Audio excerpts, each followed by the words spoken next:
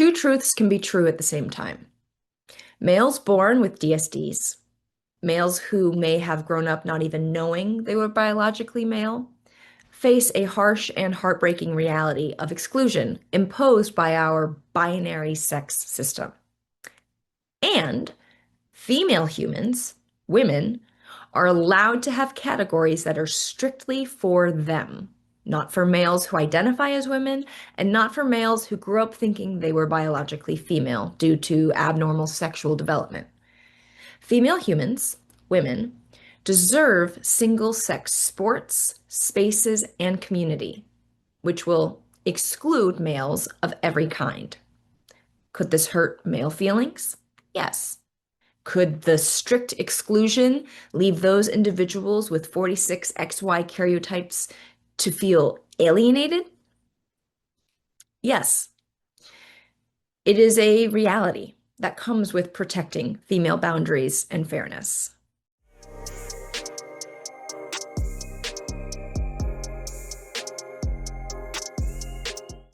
Hello, everyone. Welcome to the LGB Alliance USA News Roundup for the week ending September 29th, 2025. We are here with Joss, Sylvia, and me, Arianne. Today, we will cover the following news stories. Human gay male sues a British pub for anti-gender critical discrimination. GB News interviews two representatives from LGB International. Swimmer Riley Gaines' lawsuit against the NCAA moves forward. Supreme Court to hear trans athlete case out of Idaho despite plaintiff's attempt to dismiss the case. Detransitioner Chloe Cole's lawsuit against Kaiser moves forward. And new revelations emerge about male athletes with DSDs winning medals in the female category.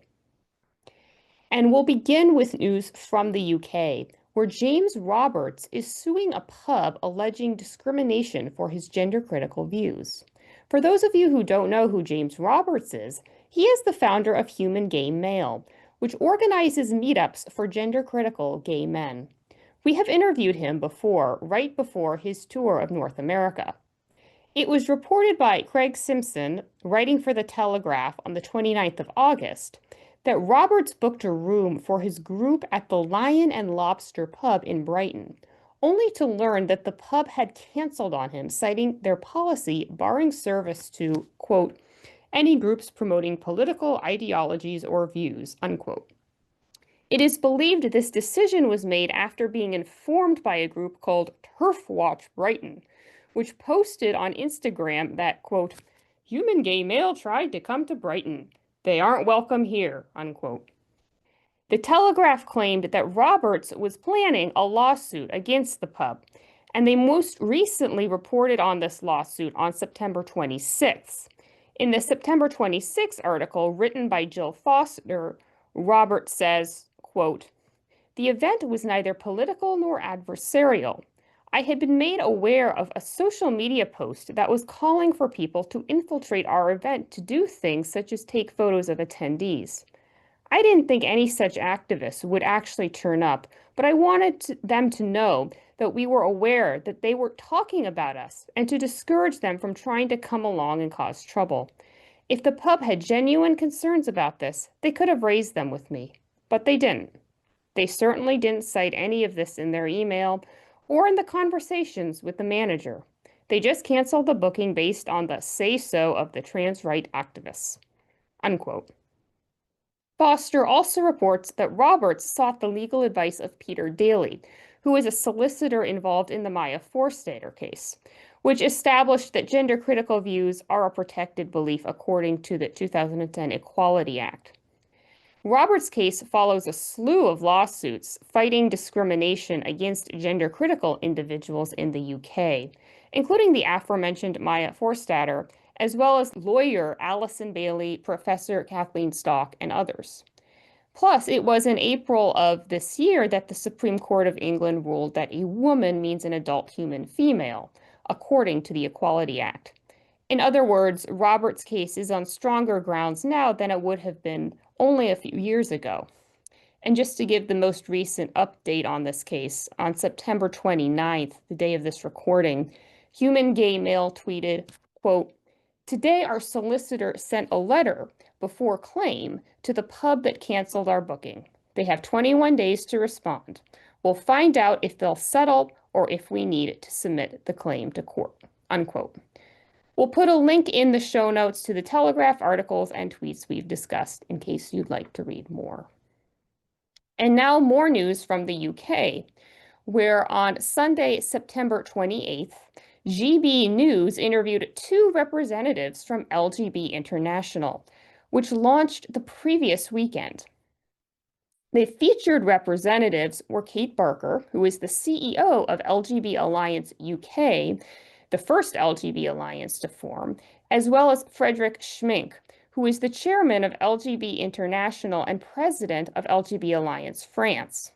Schmink explained that the launch of LGB International is big news in France because the French people are more skeptical of transgender issues to begin with. Schmink also explained the purpose of LGB International was to go back to the basics of what the gay rights movement is about, namely love and self-confidence, and pointed out that male homosexual conduct is still illegal in 64 countries. He further clarified that it's fine for TQ plus people to have their own groups to focus on gender identity, and so why shouldn't LGB people be able to have their own groups without the TQ plus? Barker explained how LGB people face a two-front war where, on one hand, gay men face state-sanctioned persecution in those 64 countries, and on the other hand, LGB people elsewhere have lost their sex-based rights due to replacing sex with gender. She emphasized that the attacks come from within, with groups like ILGA focusing almost entirely on trans and non-binary rights, while being hostile to actual same-sex attraction. Barker reported that there were 12 million views on LGB's international launch video, and that there was a global sigh of relief from gay people around the world at the news.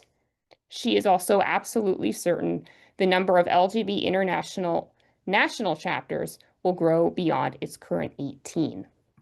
So great job to Kate Barker and Frederick Schmink for representing LGB International on GB News.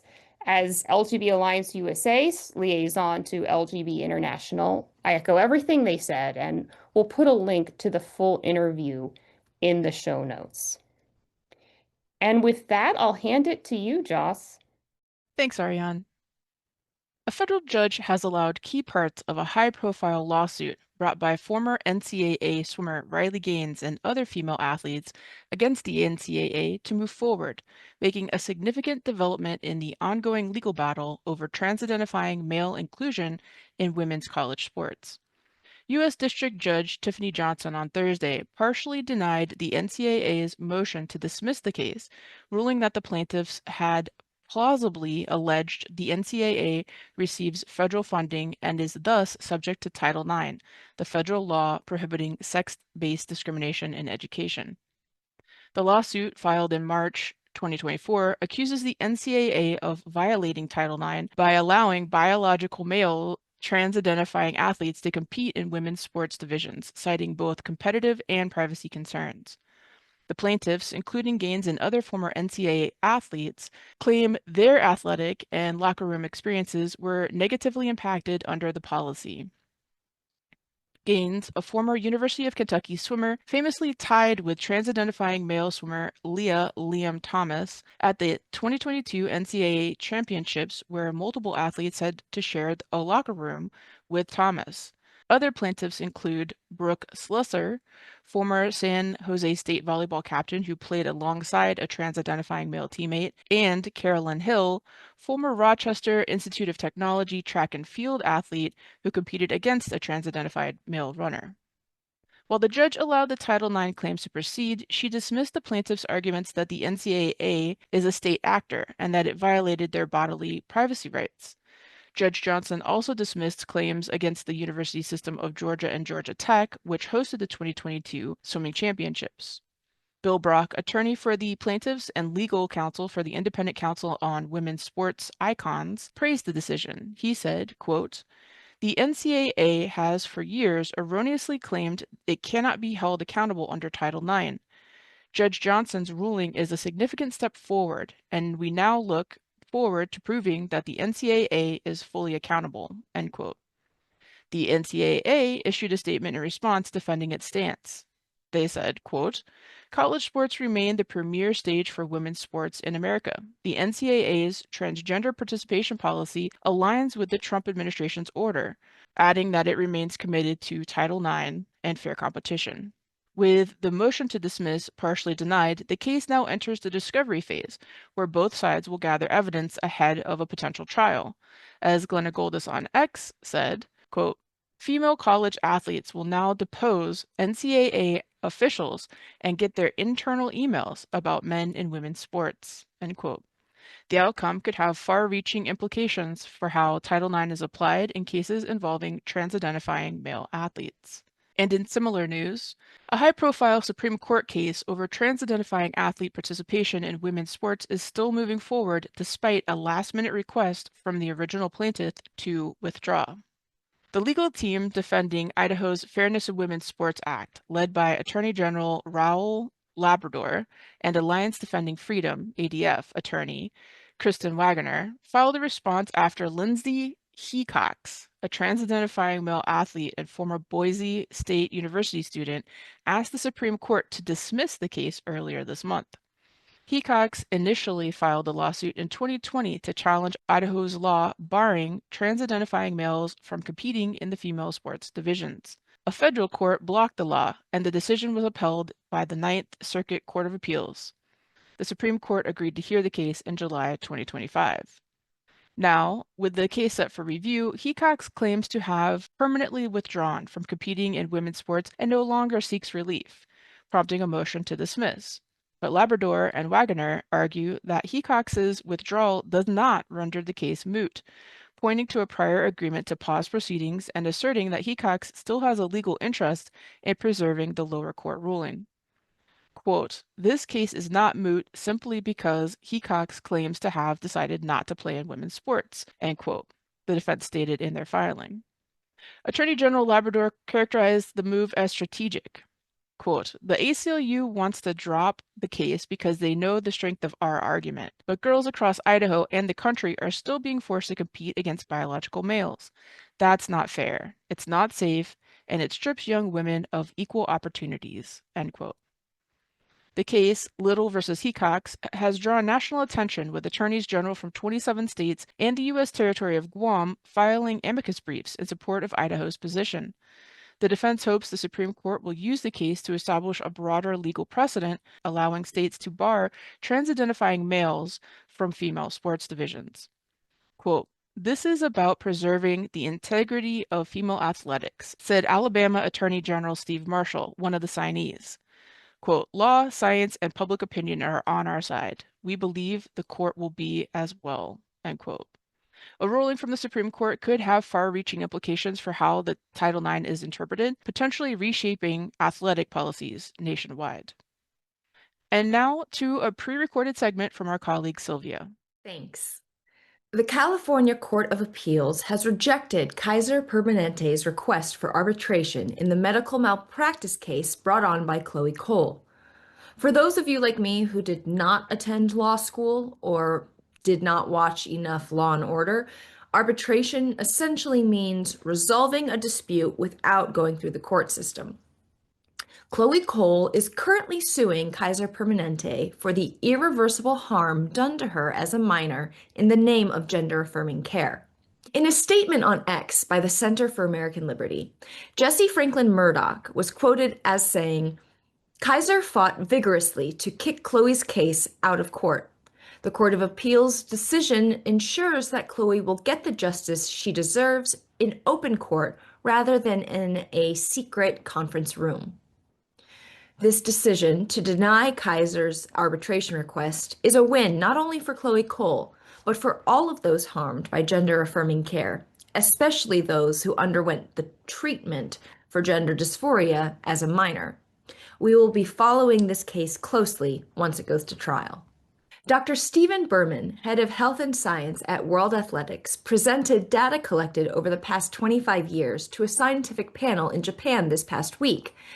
In his presentation, Dr. Berman explains how athletes with 46XY karyotype, or males born with internal testes and frequently thought to be female at birth, were, quote, overrepresented in the female sports category, with as many as 50 to 60 athletes who went through male puberty having been finalists in the female category in the global and continental track and field competitions since 2000. Dr. Berman also presented data that showed that DSD cases were 151.9 times more likely to be found in the female category than would be expected given the number of DSD individuals in the general population. Dr. Berman explained that cheek swab sex testing is necessary in order to maintain the integrity of female sports, i.e., keeping female sports female only. When the sex testing policy was announced, World Athletics President Sebastian Coe stated, quote, "It is really important in a sport that is permanently trying to attract more women that they enter a sport believing there is no biological glass ceiling. We are saying, at an elite level, for you to compete in the female category, you have to be biologically female. It was always very clear to me and World Athletic Council that gender cannot trump biology." We at LGB Alliance USA applaud Sebastian Coe and Dr. Berman for advocating to keep female sports female only. So what are your thoughts? And with that closing word from Sylvia, we'd like to thank everyone for watching this week's News Roundup, and we hope to see you again next week. Bye.